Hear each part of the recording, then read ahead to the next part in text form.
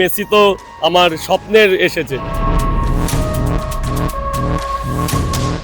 স্বপ্নের বাইরে ওটা আজকের দিনটা আমার কাছে স্মরণীয় হয়ে থাকবে। ভারতীয় রীতি সভ্যতাতে ওনাকে প্রণাম করার ইচ্ছা ছিল। দীর্ঘ 2 মাসের ট্রোলিং এর পর আপাতত আজকে সেই মুহূর্ত সাক্ষী হলে তুমি, কেমন লাগলো? দারুণ লাগলো, দারুণ একটা ভালোবাসা, আলাদা একটা অনুভূতি, আলাদা একটা ভালোবাসা। আমি নিজেও ভাবতে পারি যে এরকম দিন আমার জীবনে আসবে।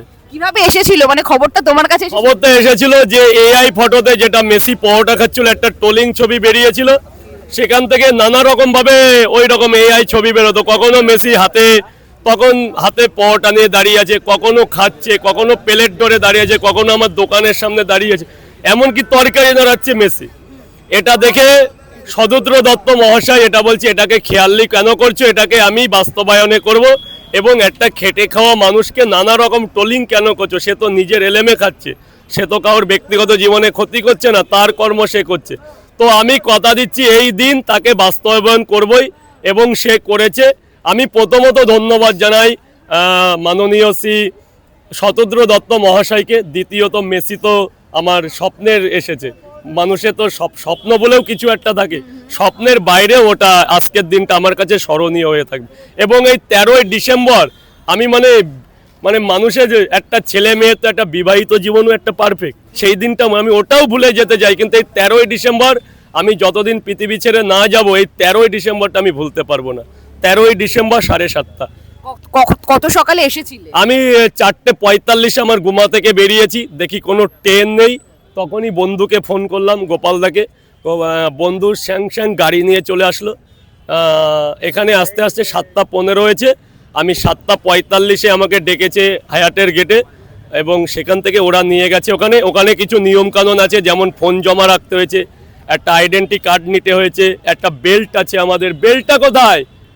একটা এই বেল্টটা ছাড়া কোনো অ্যালাউ হয়নি, এই বেল্টটা নিতে হয়েছে। সেখানে আধা ঘন্টা 1 ঘন্টা টাইম লেগেছে, যেহেতু প্রচুর লোক, তো ভিআইপি কোঠায় যারা আছে, এবং অনেকে বিদেশি দেখলাম যারা ভারতের বাইরের মনে হলো দেখে, সেরকম এন্ট্রি করাচ্ছে এবং ওদের লিস্টে নাম আছে। সেই হিসাবে আমার এন্ট্রি ছিল 6 নম্বর ঘরে।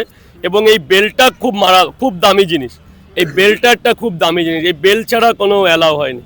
আচ্ছা, তোমার তো খাসিয়ত হলো তোমার পরোটাটা, এবং সেটা দারুণ সুস্বাদু, সেটা কি খাওয়ানোর অফার মানে সুযোগ? এরকম প্রথমত সেই উদ্দেশ্য ছিল যে আমার পরোটা একদম মানে সুন্দর করে এবং হাইজিন মেনে তৈরি হবে।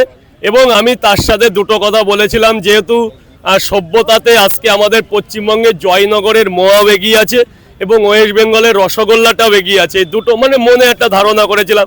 কিন্তু কালকে যখন ডিল পুরো ফাইনাল হলো যে আমি আসছি, মানে একটা যেহেতু গ্রুপ লাগে, এখানে গ্রুপে একটা অ্যাড হতে হয়, আধার কার্ড পাঠাতে হয়, যেহেতু এই আই কার্ডটা তৈরি হয়েছে কালকে, ওদের আধার কার্ড পাঠাচ্ছে, একটা গ্রুপ মেম্বারশিপ নিতে হয়েছে। এই মেম্বারশিপ নেওয়ার পর বলছে অ্যালাউড নেই, এবং কি গিয়ে দেখলাম ফোন তো দূরের কথা, ওনাকে ডোন্ট টাচ, মানে ওনার সাথে করা সিকিউরিটি আছে যে ওনাকে টাচটাও করা যাবে না। ভারতীয় রীতি সভ্যতাতে ওনাকে প্রণাম করার ইচ্ছা ছিল, তবেও করতে পারিনি, কিন্তু বুক ভরা ভালোবাসা দিয়েছি, মন থেকে প্রণাম করেছি। এবং আরও একবার ধন্যবাদ জানাই শতদ্র দত্ত দাদাকে, যার অনুপ্রেরণায় আজকে আমার জীবনে এই দিনটা আসলো। এরপরে কি মনে হয় দোকানের সেল আরো বাড়বে? কিন্তু তুমি বারবার যেটা বলো, সেল আমার ওই একই আছে। আজকে আমার দোকানে আজকে ভাইরাল হওয়ার পর 8টা-9টার মধ্যে পরোটা বিক্রি হয়ে যায়। ওটা আমার যেহেতু ফ্যামিলির ব্যবসা, ফ্যামিলি মিলে যতটা তৈরি করার করি, কিন্তু লোকজন তো একটু হবেই, তাদেরও আমার ভালোবাসতে হবে, তাদের সাথে তাদের আবেগকেও আমার বোঝাতে হবে না।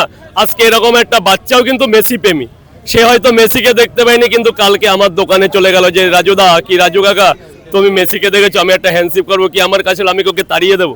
ও তো কারো সন্তান, সেই হিসাবে তো আমারও সন্তান।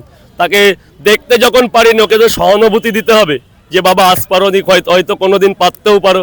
এটুকু শুনেও তো বাচ্চাটাই যে দাঁড়িয়ে আছে, দেখো কতটা আবেক্ষিত, ওরও তো একটু দেখার ইচ্ছা ছিল। তোকে তো বোঝাতে হবে যে আজকে পারো নি, কোনোদিন পারবে না। মানুষের জীবনে কোন দিন আসে বলতে পারে না। আরও 14 বছর পর দেখা গেল মেসি আসতেও পারে ভারতে। আজকের দিন যে 2024-25 শেষ গোড়ায় যে মেসি আসবে আমরা তো ভাবতে পারিনি।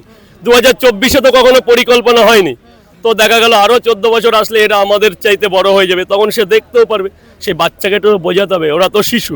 কালকে অনেকের বাবা মাকে জোর করলো যে বাবা মা আমাকে নিয়ে যেতে, অনেকে নিয়ে আসে তো যে কাকা রাজু কাকাকে দেখবো, সেই সূত্রে কালকে অনেক গার্জিয়ান তার ছেলেটাকে নিয়েও আসতে পারে, জোর যেহেতু যা হয় আজকের দিনে সোশ্যাল মিডিয়া, তাকে তো বোঝাতে হবে যে মাথায় হাত দিয়ে বাবা আজ দেখতে পারো নি, একদিন পারবে কি, আমার এই আবেগগুলো তাকে বোঝাতে পারবো, আমি দেখেছি, ধরো আমার চোখেই তুমি দেখলে, এটাই তো ভালোবাসা, এটাই তো আন্তরিকতা।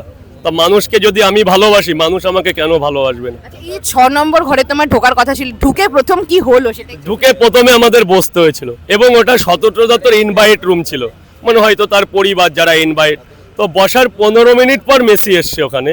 মেসি বড় জোরেলে 2 থেকে 3 মিনিট ছিল, তার জন্য আলাদা মঞ্চ ছিল, সবাইকে নামিয়ে দিল, সতর্কতা বললো রাজু পাওয়াট এখানে আসবে, আসলো, উনি বলল যে ইংলিশে, আমি তত বুঝি না, যাই হোক বুঝলাম যে ইন্ডিয়ান ফুড হিসাবে কি একটা বললো, সেখান থেকে উনি এরকম বললো।